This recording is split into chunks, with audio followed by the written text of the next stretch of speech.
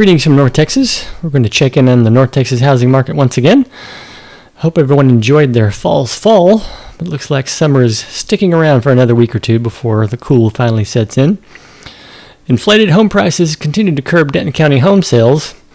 Prevailing mortgage rates are at the lowest level we've seen in roughly 19 or 20 months, but that hasn't helped sales activity.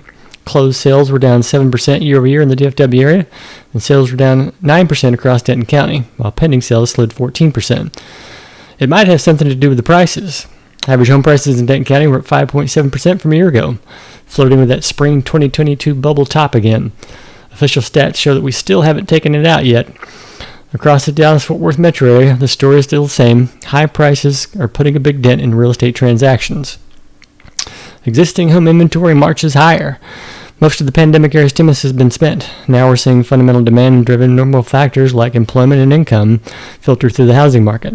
With the labor market softening, many buyers appear to be having second thoughts about expensive housing payments. There are only so many cash-rich move-up buyers who can afford prevailing market prices. This is why you're still seeing luxury home sales doing fairly well while the heart of the market continues to stagnate. Area home builders are doing what they can to avoid lowering actual prices, but big incentives and rate buy-downs are still doing a lot of the heavy lifting. Existing home sellers who ignore what's happening are seeing their listings sit on the market. This is why we've seen existing home inventory in Denton County spike significantly this year. We are now sitting at 3.9 months of inventory for resale homes across Denton County. That's up 56% from a year ago. Inflation is still eating away at your purchasing power. Did you hear the good news about August inflation? Headline inflation cooled to 2.5% yearly growth, driven by softer gas and electric prices and lower used car prices. The problem is that core inflation is still parked at 3.2% annual growth. That's well above the Fed's 2% target, and it is widely anticipated the Fed will cut interest rates at this week's meeting. You can almost smell the policy error in the air. I have to say, it's more than a bit amusing to watch financial media and over-leveraged commercial real estate speculators clamor for rate cuts when we're really not officially in a recession yet. The spoiled children on Wall Street just can't get their bailout fast enough. The cries for lower rates and more demand stimulus are a double-edged sword. The more stimulus will just serve to keep Denton County home prices artificially inflated. The unfortunate truth is that the local housing market needs more time to work off the excesses of the pandemic mania and the over-the-top stimulus. As long as home prices remain high, area home sales are likely going to be stuck in the mud for the near term. CPI inflation just shows a continual rise. High rents and algorithmic pricing of apartments. The federal case against RealPage has finally come to fruition. The 115-page civil complaint against the Richardson-based company is a doozy. If you ever felt like your apartment landlord was jacking up rents in an unreasonable fashion, the DOJ's case is well worth your time. Attorney General Merrick Garland summed it up like this, and I'm quote, "Americans should not have to pay more in rent because a company has found a new way to scheme with landlords to break the law. We allege that RealPage's pricing algorithm enables landlords to share confidential, competitively sensitive information and align their rents. Using software as the sharing mechanism does not immunize the scheme from the Sherman Act liability, and the Justice Department will continue to aggressively enforce antitrust laws and protect the American people from those who violate them." End quote.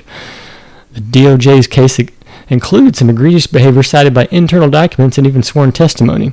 Per the DOJ, RealPage acknowledged that its software is aimed at maximizing prices for landlords, referring to its products as, quote, "driving every possible opportunity to increase price, avoid the race to the bottom and down markets, and a rising tide raises all ships," end quote.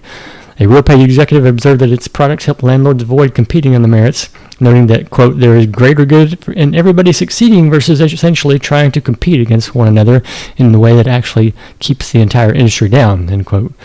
A RealPage executive explained to a landlord that using competitor data can help identify situations where the landlord, quote, "may have a $50 increase instead of a $10 increase for the day," end quote. Another landlord commented about RealPage's product, quote, "I always liked this product because your algorithm uses proprietary data from other subscribers to suggest rents and terms. That's classic price fixing," quote, end quote. Fascinating stuff for sure. There is no doubt that high rents are the work of much more than a single actor in the marketplace. The problem is that prices are always formed at the margins. If there's an actor or a group of actors with the power to move markets, there's potential for abuse. There's a lot of potential for abuse if they are working behind the scenes to manipulate those margins. Renters in Denton County are likely being impacted by algorithmic software. This RealPage's product is widely used in the DFW market. The case against RealPage will be interesting to watch as it works its way through the court system, and the use and regulation of AI in the marketplace is a new frontier in terms of antitrust enforcement. If nothing else, the DOJ's complaint against RealPage helps to remove the veil of algorithmic secrecy so that more Americans can see how big tech is working to empty their pockets. That's it for now. Thanks for tuning in.